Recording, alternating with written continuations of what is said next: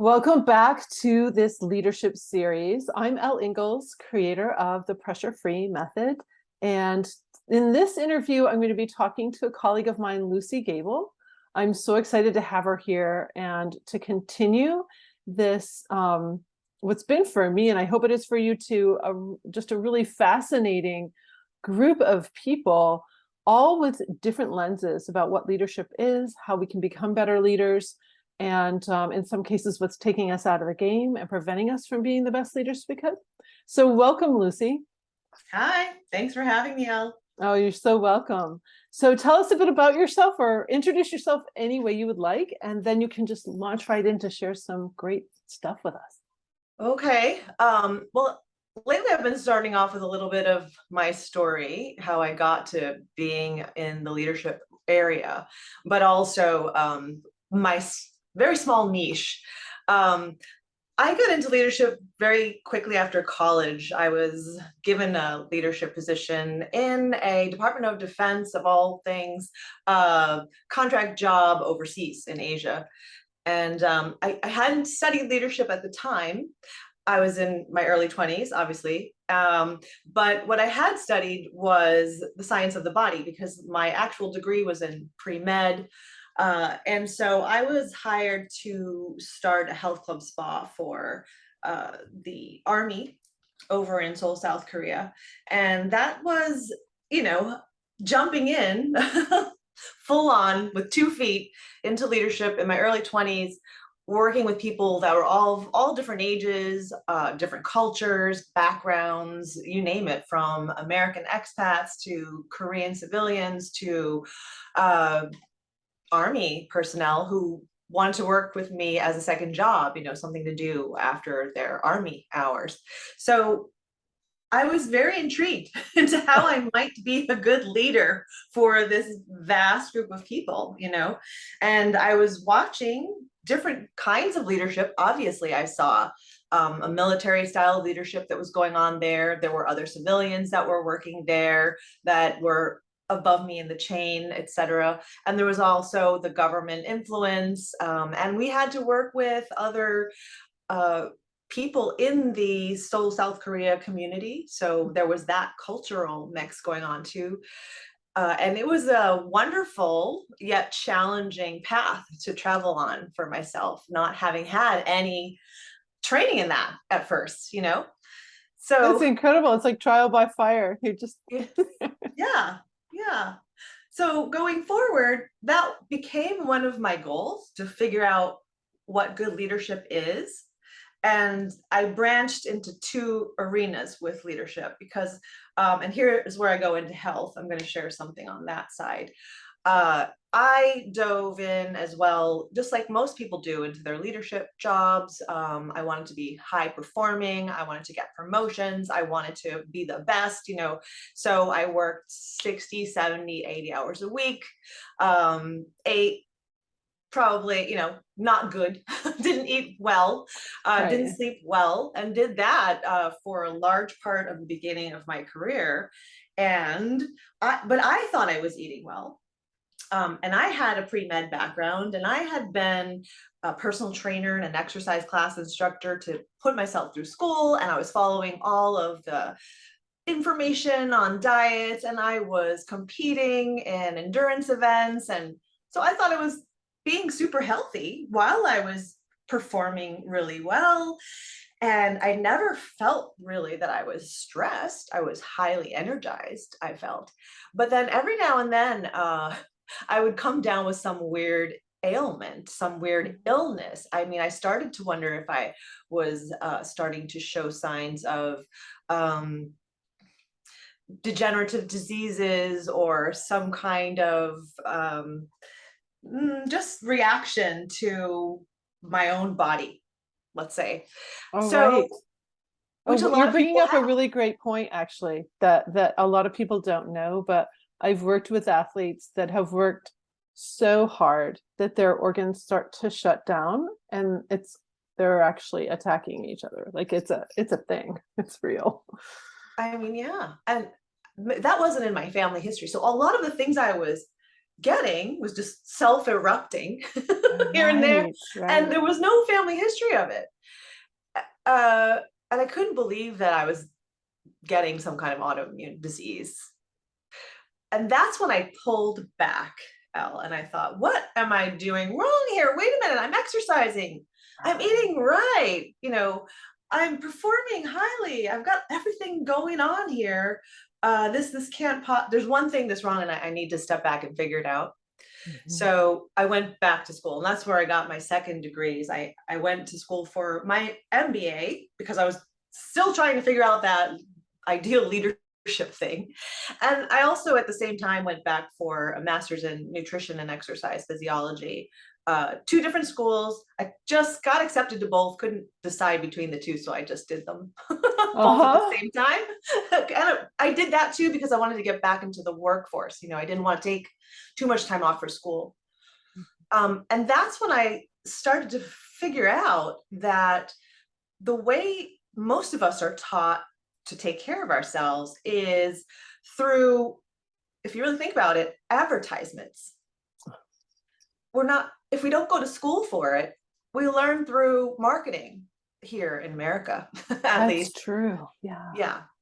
And it was also the same time that I was going back for my master's. Science was finding that our activities, our lifestyle, plays more of a part in our health than our genes. Mhm. So you can even be born with a family history of serious issues and not get it if you do things right. But we have to do things right in the first place. And of course, what I'm going to come to say is, after schooling, I learned we're not doing things right. We're just being led this way, that way, by the media, where there really is a good foundation of knowledge in science in terms of how we can take care of ourselves. It's really not that difficult. It's not like a mystery, but we just have to put our trust in it and start to make changes, and also not expect that things are going to happen, in the blink of an eye. Like technology trains us to think things should happen today, right? Technology trains us to think, I push this button, I get something coming to my house tomorrow. But that's not how our body is. Our body is nature, and nature doesn't move that fast. Yeah. So we have to start to implement these changes, and we have to give it some time and do the right things. Nice, nice. Amazing that you went through that journey. And I do have to point out that even though you stepped back, you went in and did 2 degrees at the same time. And we're Yeah. so alike because I did the same thing. It was crazy, but it was like, no, I really want to do this MBA. I want to learn more about leadership. And it's interesting how a high achiever, that's what they're going to do. Yeah, it's my nature. I just like that. I'm more productive when I'm doing more things. I'm having more fun with life when I'm doing more. Hmm. Hmm. And I think that probably a lot of the people we're talking to are like that too. Yes. I call it a wide bandwidth. Like we have, in fact, another word is polymath. I encounter so many people who have many different gifts. Uh-huh. And that's really fascinating too. And when we can start to really take care of ourselves, we can do even more. Yes. And that's what I found. So I'll just hit it right now. So I wrote a book. I'm going to Nice. show you. Oh, the one I have is my book that I work from. This is my book. If you got one, it won't have these stickies. I But love it so much. it's Eat to Lead. And basically, I wrote it because I felt like people need a scientific foundation to start with. And then, because when we get a scientific foundation, then we can make really good decisions based on that foundation, just like anything else in life. If we have a good foundation, we can jump off from there in many different ways. But we're not really getting that these days. And the other thing I wanted to address, well, of course, Eat to Lead means we can eat food to power our leadership. Food affects our moods, it affects our patience, it affects our creativity, decision-making power, and we are expected to have that in our leadership positions all day into the night. sometimes 7 days a week, just depends. We're Right. like athletes too, in a different way. Our body has to run like that, and our mind has to go there too. And we also don't think of the fact that our 3-pound brain eats up about 20% of the calories that we consume, on a regular basis. That's really disproportionate to our Yeah. body, so our brain uses a lot of calories, especially when we're being productive and thinking, creative, decision making. All those things are high energy consumers. Anyway, Hmm. so we can need to have that kind of mental energy throughout the Yeah. day. It's so great you're bringing that forward, because I did a brain health certification with Dr. Amen, and that was a whole segment was, and if you think about it, if our brain is using that much, that means that the quality of those calories matters. The quality of those nutrients matters so much to our brain. Right? Yeah. Right. So, and we're already eating. That's another reason why I wrote that book first, because you're already eating. So it's just a matter of changing some of the choices. And on that note, you know, 95% of people who go on diets gain the weight back and then some, go back to what they were doing before the diet. And now that's a really sad statistic. But the good statistic is that we've done research, and I know you're familiar with this, Elle. We know how to successfully make habit change. We also know how to successfully lead other people to make habit changes. We know how successful leaders of organizations lead people to learn and continue on a growth path or continue doing new things. So we just have to use what we know about good leadership on ourselves to help ourselves to make long-term change. It's that simple. And it has to do, of course, with motivation, has to do a little bit with data gathering, a little bit. Like you have to kind of pay attention to yourself for a short amount of time That's a to see really great how your point. food is. Yeah, Yeah. paying attention to yourself. That's a really great point. Yeah, and data. I mean, we know as leaders that data is important. I mean, sure, we can make decisions, you know, off the top, but much better to have data in Mhm. addition to our intuition. That's So really good. we should do that with ourselves for health. And food is one of those things we can do that with.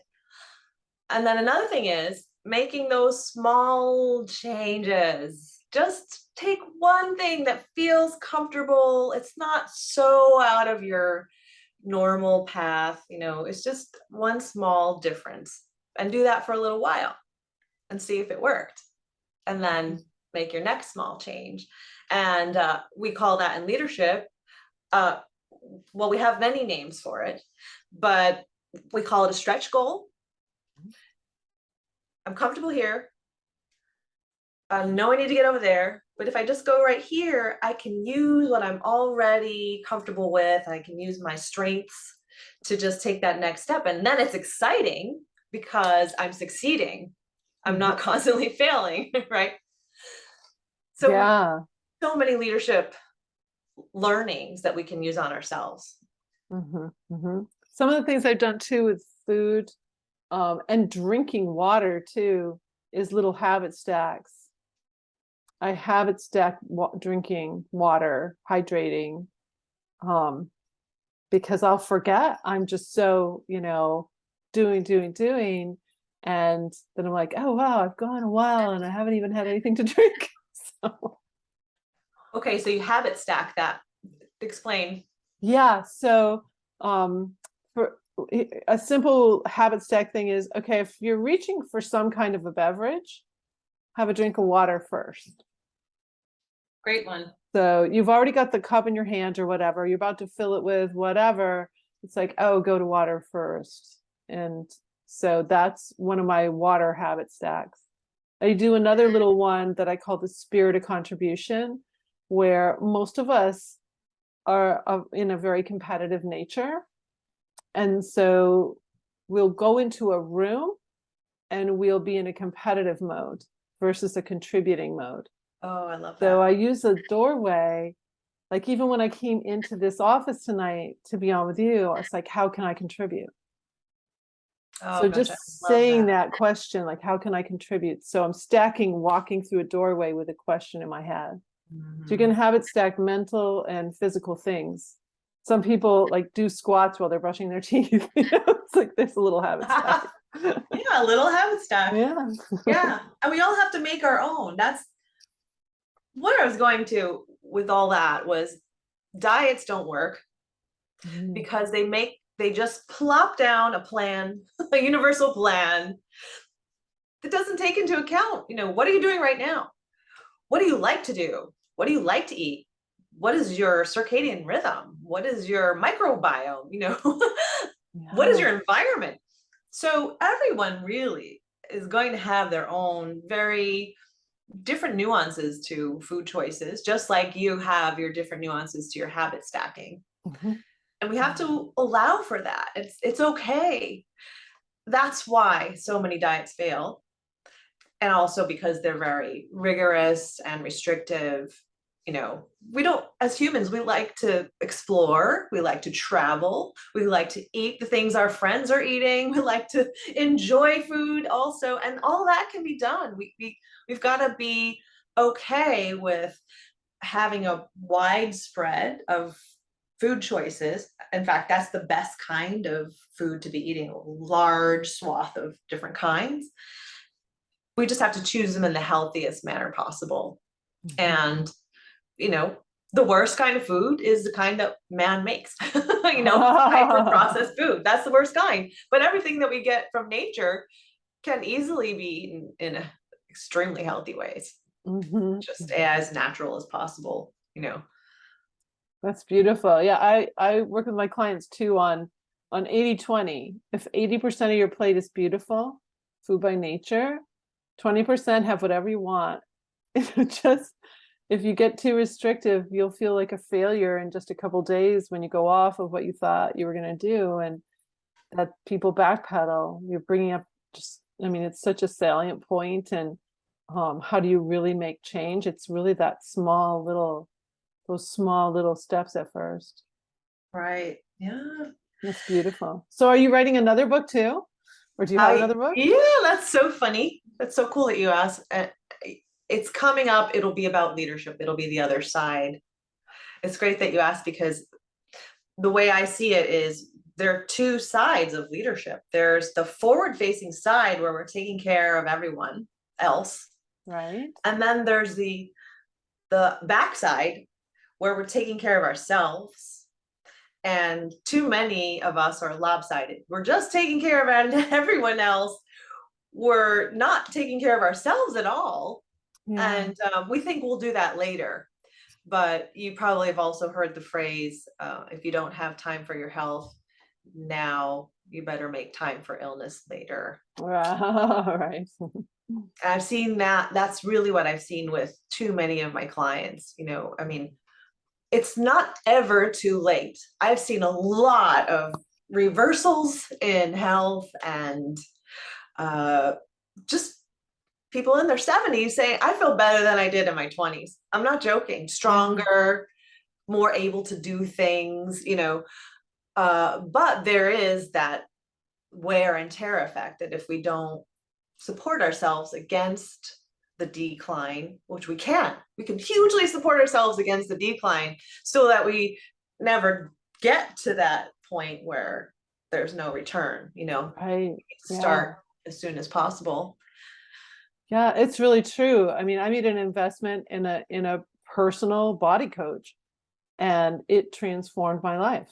And um I can't, when you actually make that decision too, that you're important and it's time to do something about that, that's where you come in. That's where I come in. I mean, helping people actually take it to the next level. And if you take a little bit of time to actually work with an expert, it's going to save you so much time in the end.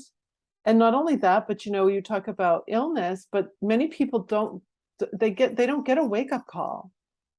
I think about my father. He had a heart attack in his early 60s. He survived the first one, but the second one took him. But many CEOs, my dad was a CEO of a bank, they don't get a wake-up call. The first one takes them. And it's so sad to me that we lose people in leadership, and it's not necessary. It doesn't have to happen. And they're being monitored. They have their 6-month full physical every single 6 months, and everything is tracked. But that's not what health is about. Yeah. Yeah. So And wow, so you're writing a leadership book then. but yeah, the next part is my first piece was taking care of yourself, and the next piece is taking care of others. And as a female, and having come up through that story I shared with you, looking for the right leadership roles or people to follow, not really finding it for myself because nobody was really doing things in the style that I would feel most comfortable doing myself. And we have a lot of people coming up into leadership roles now that need to do things their own way in order to feel right about doing them. So how do we do that? How do we integrate leadership, which is not what it used to be, not what it was 50 years ago, not even what it was 20 years ago. Yeah. It's people want to follow someone different today, and people admire something else today. It's a very good progression, I feel.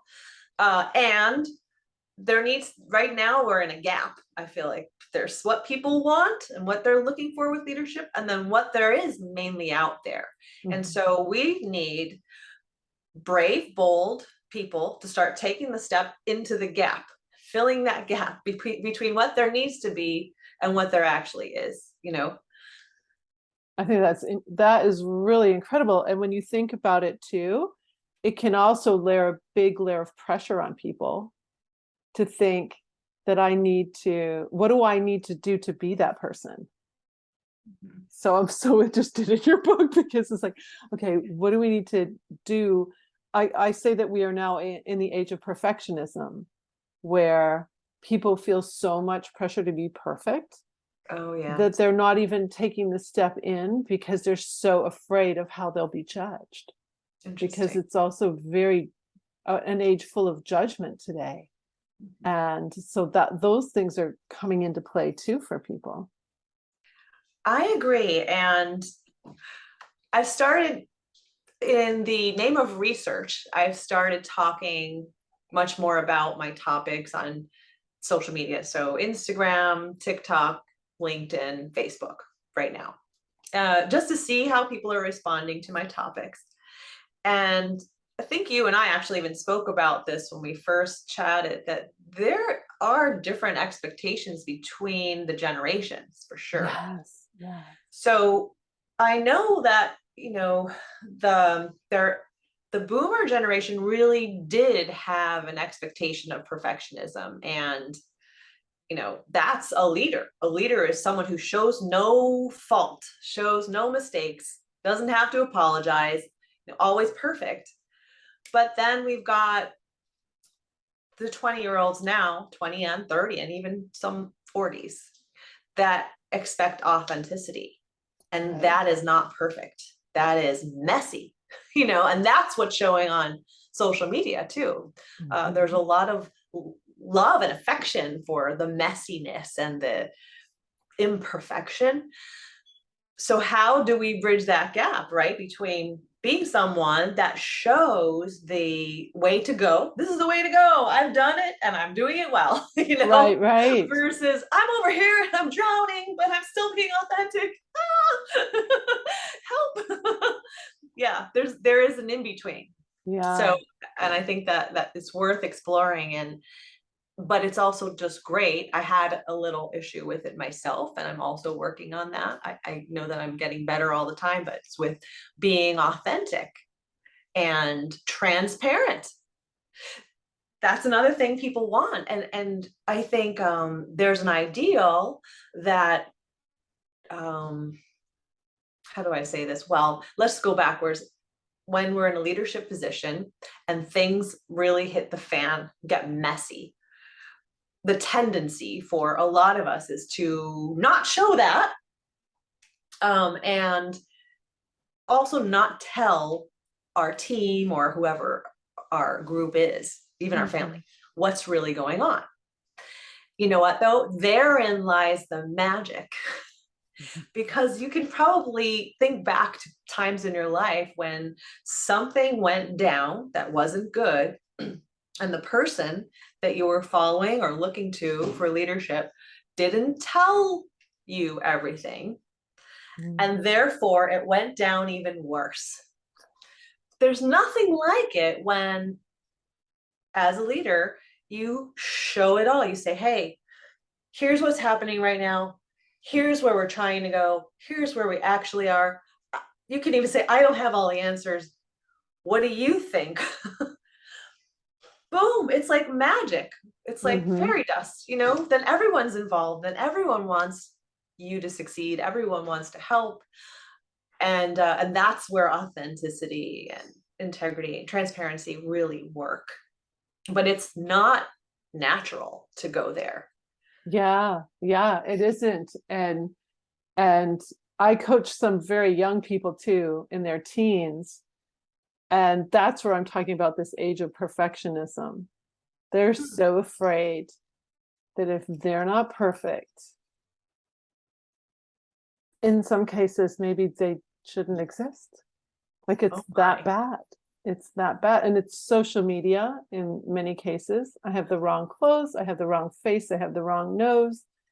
I remember coaching a young woman once and she's like, well, there's nothing right about my face. I have excess facial hair. My nose is off. That, like, she was just giving a whole rundown of her entire being and what was wrong with it and how imperfect it was. It was just like, wow. I don't remember it being that bad when I was her age, So there's something there too that's very interesting to me.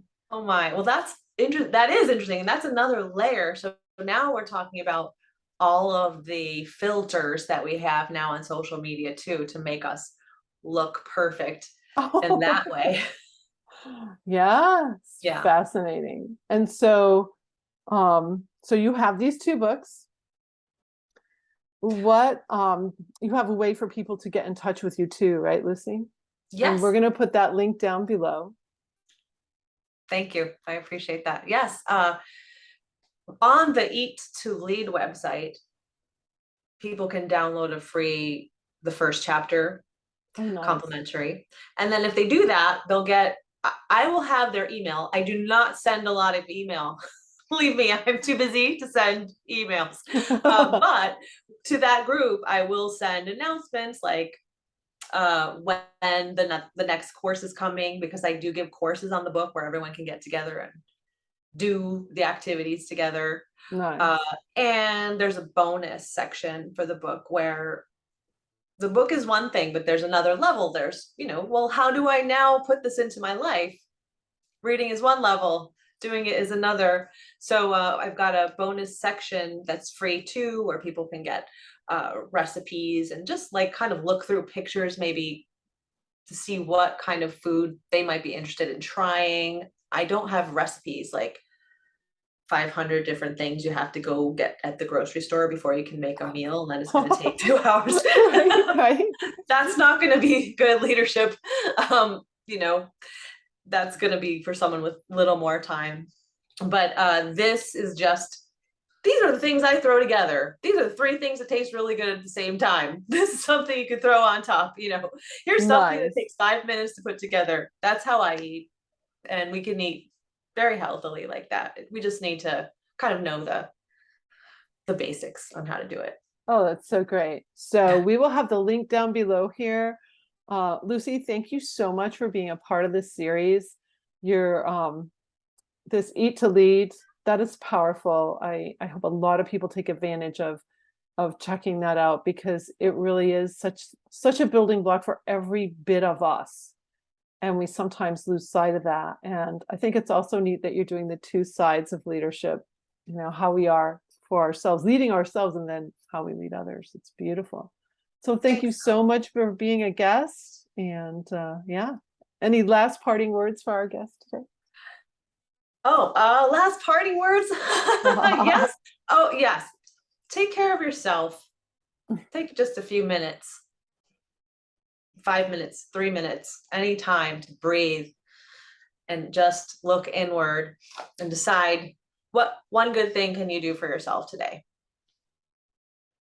Thank you. That is kind of becoming a theme of this series. Several people have been bringing up this idea of knowing yourself or taking just a moment for yourself because we matter. Leaders matter.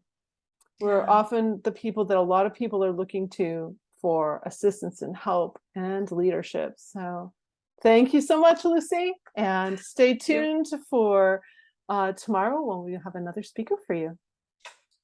Thanks, Elle.